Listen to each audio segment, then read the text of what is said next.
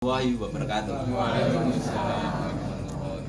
Ya Allah, ya Rabbi, panjenengan kula tangisi, kula nyuwun pisaakeni, dosa kula nyuwun diampuni.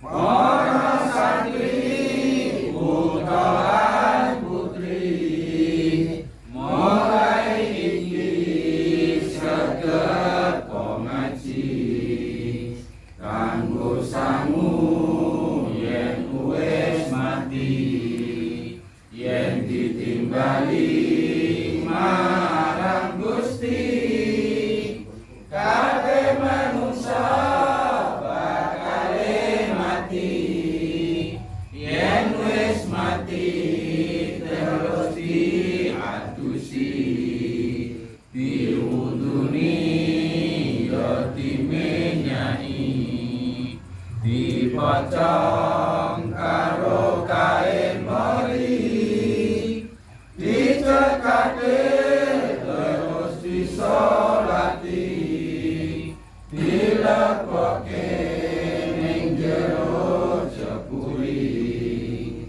dikubur ning jero bumi jero kuburan rasane wedi sing wawat kabeh padha bali ora ana sing gelem ngancani ora ana sing gelem nunggoni amale kurang bakale rugi. Ya Allah, ya Rabbi, panjenengan kula tangisi, kula nyuwun disaakeni, dosa kula nyuwun diampuni. Ada yang tanya, apa tegese pagerono omahmu kanthi mangkok?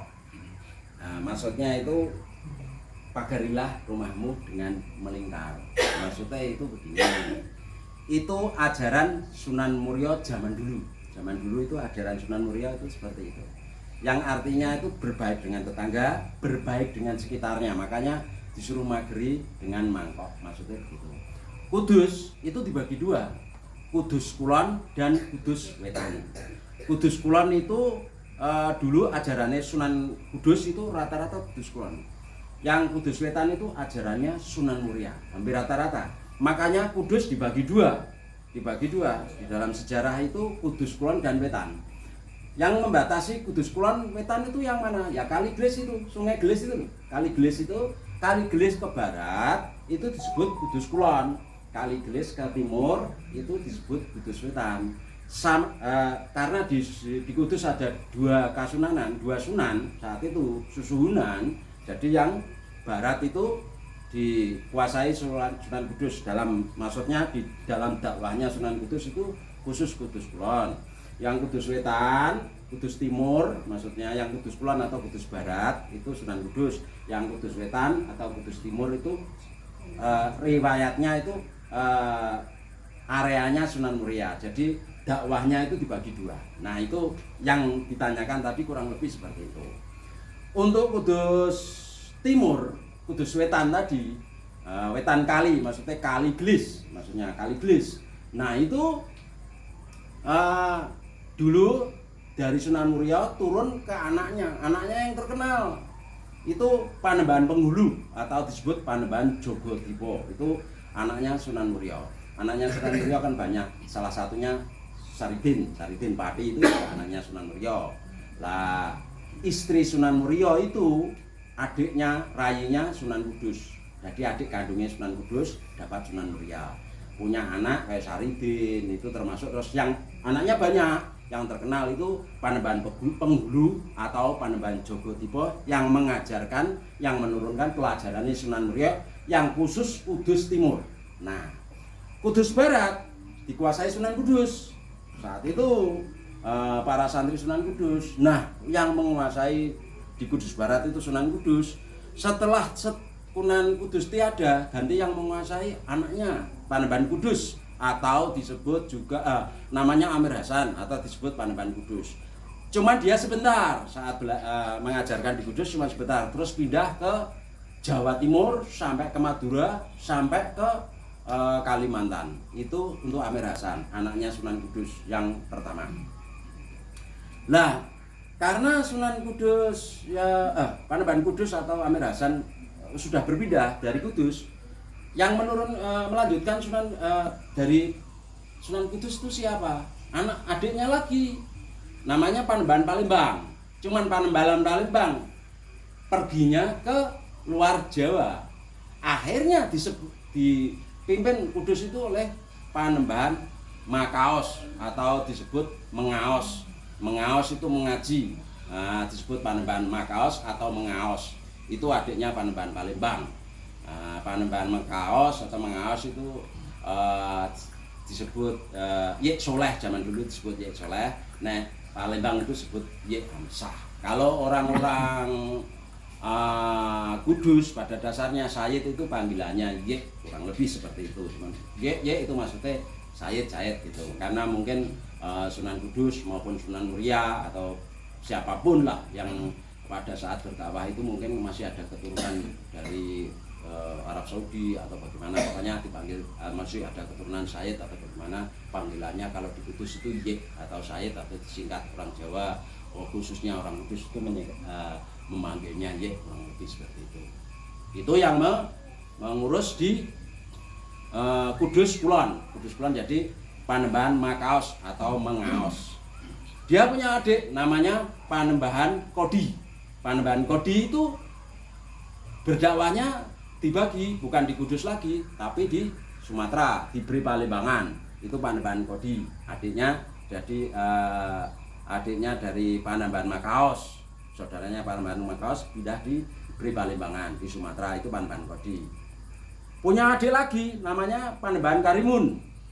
Dia berdakwah di Karimun Jawa dan sekitarnya, dan pokoknya Jepara dan lainnya dan sekitar Karimun Jawa. Itu Panembahan Karimun. Punya adik lagi Panembahan Joko, laki-laki tapi meninggal. Jadi Panembahan Joko itu tidak punya keturunan karena belum pernah menikah. Nah, itu.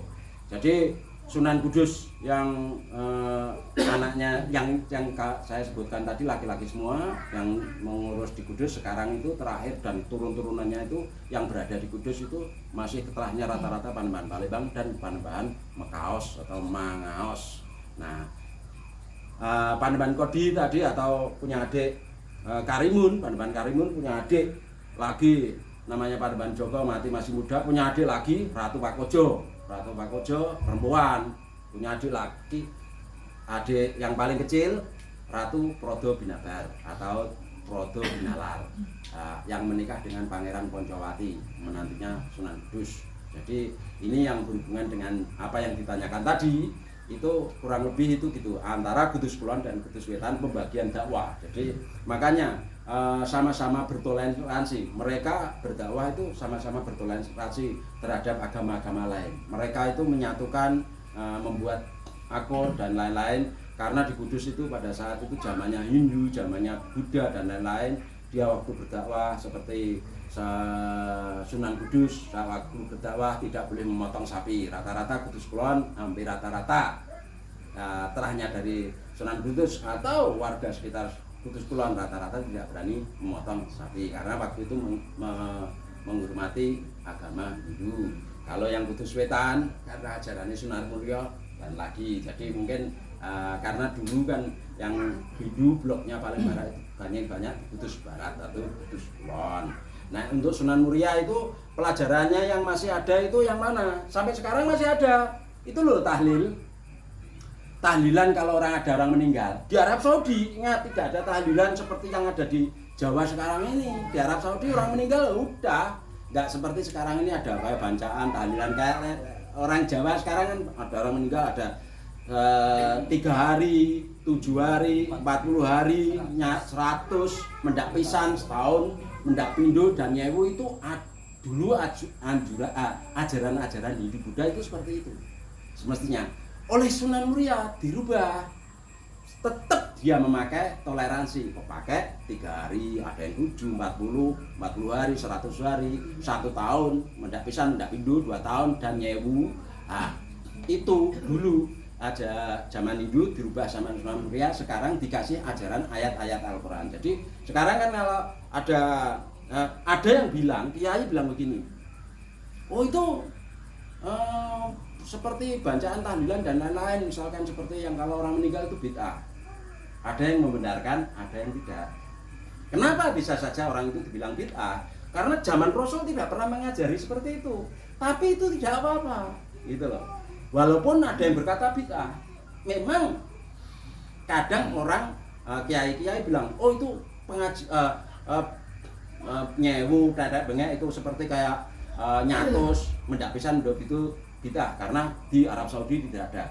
Memang betul di Arab Saudi tidak ada seperti itu, kan begitu. Kita Jawa juga pakai perhitungan Jawa, tapi mengedepankan toleransi. Jadi nggak masalah. Yang penting apa yang diajarkan itu baik. Sama seperti pada saat sekarang ini. Mungkin Anda membawa handphone, membaca Al-Quran lewat handphone. Boleh. Tapi ya yang nggak cocok ya dianggap bid'ah. Oh itu bid'ah karena zaman Rasul tidak seperti itu. Lah kalau dipikir bid'ah semua karena zaman Rasul itu Al-Quran pun dibukukan belum ada. Zamannya Sayyidina Abu Bakar itu aja Al-Quran dikumpulkan nggak berani.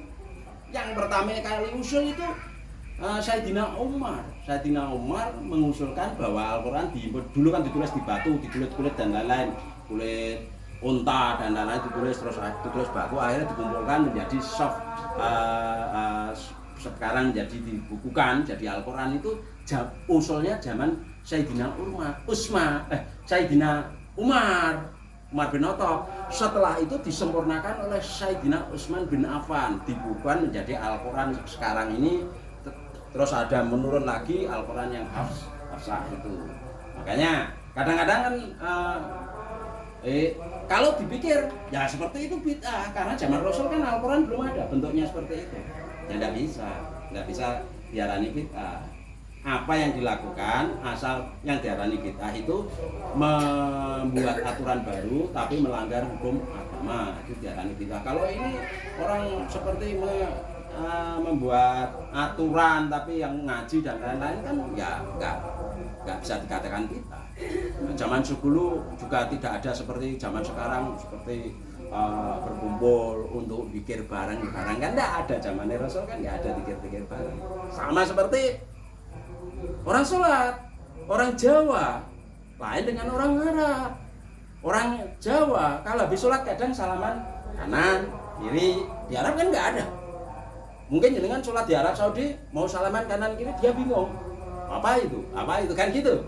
Karena tidak ada anjuran seperti itu. Tapi ada yang bilang salaman itu ya ada, tapi nggak usah didengarkan. Pelajaran-pelajaran ada orang kiai bilang itu nggak ada. Yang penting tidak menyalahi aturan. Kan begitu. Memang budaya Arab Saudi sama budaya di Indonesia atau khususnya di tanah Jawa itu berbeda. Makanya di Arab Saudi orang pakai jubah dan lain-lain, di Indonesia orang pakai sarung. Bukan berarti orang pakai sarung bid'ah, ya nggak bisa. Kan begitu, orang pakai sarung bid'ah nggak bisa. Terus misalkan gini, kalau zaman dulu Rasul tidak melakukan seperti itu, terus dilakukan zaman sekarang seperti ini, berarti bid'ah. Ada yang bilang gitu, berarti laki-laki pakai sempak bid'ah dong. Wong zaman dulu pabrik sempak belum ada. Cawet juga bid'ah, pakai bea juga bid'ah perempuan. Pakai pembalut wanita juga bid'ah. Zaman Rasul kan belum ada pabrik pembalut wanita. Belum ada pabrik handphone dan lain-lain. Orang pergi haji pakai naik unta. Tidak dari Mekah ke Madinah pakai unta, tidak naik bis. Kan begitu. Kan kalau sekarang naik bis. Sekarang dari Indonesia ke Arab naik pesawat.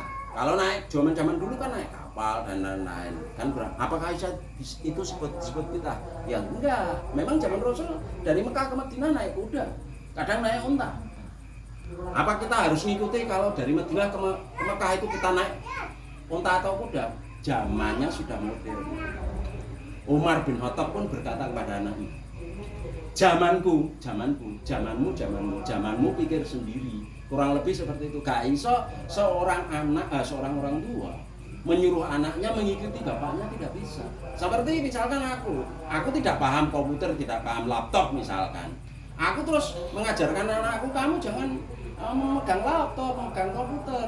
Ya nggak bisa, itu sudah beda zaman. Zamannya dia, zamanku mungkin nulis tulisan di kertas dan lain-lain. Sudah zamannya berikutnya perubahan zaman namanya. Nah, di Islam itu sendiri itu kan perubahan selalu bertahap, dan seperti itu tidak bisa diarani bid'ah. Sampai tahu orang-orang berpendapat kadang kan seperti ini kan.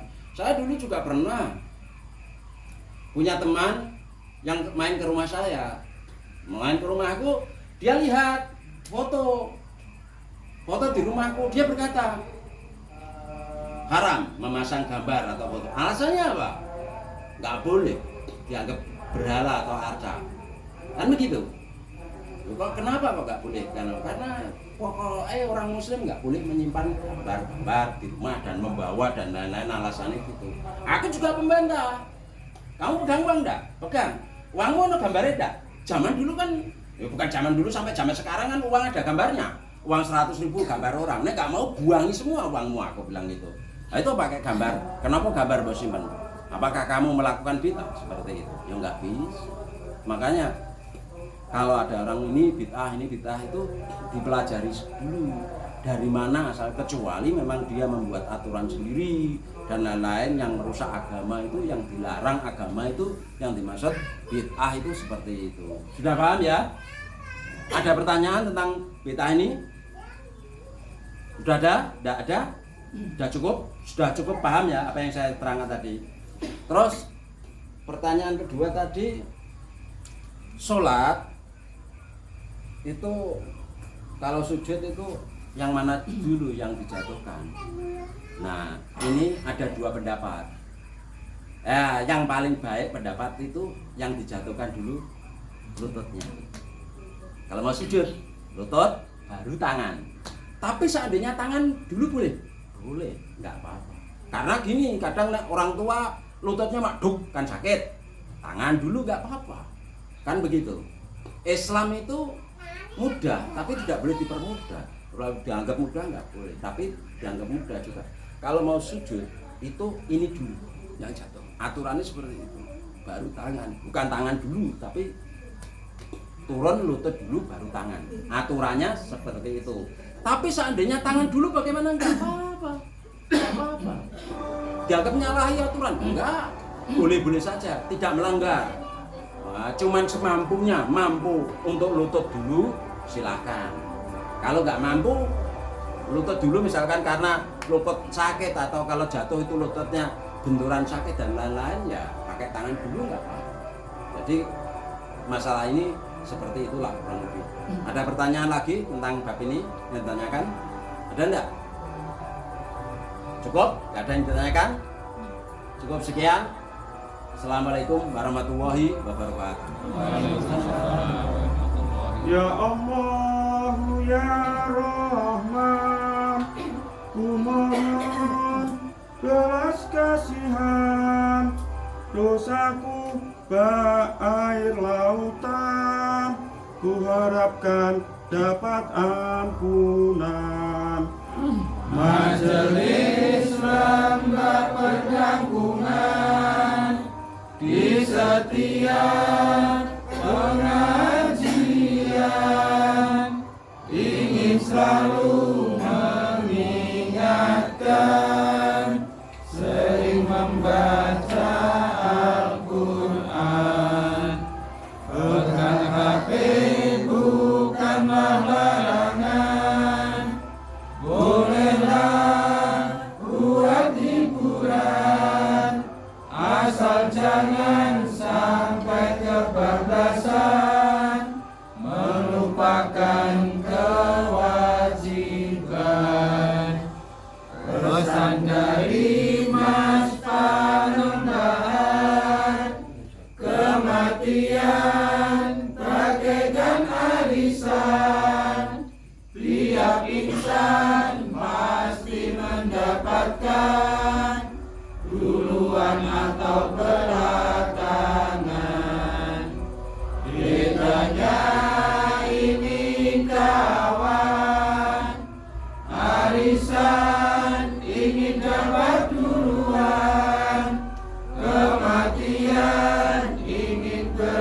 Jangan itulah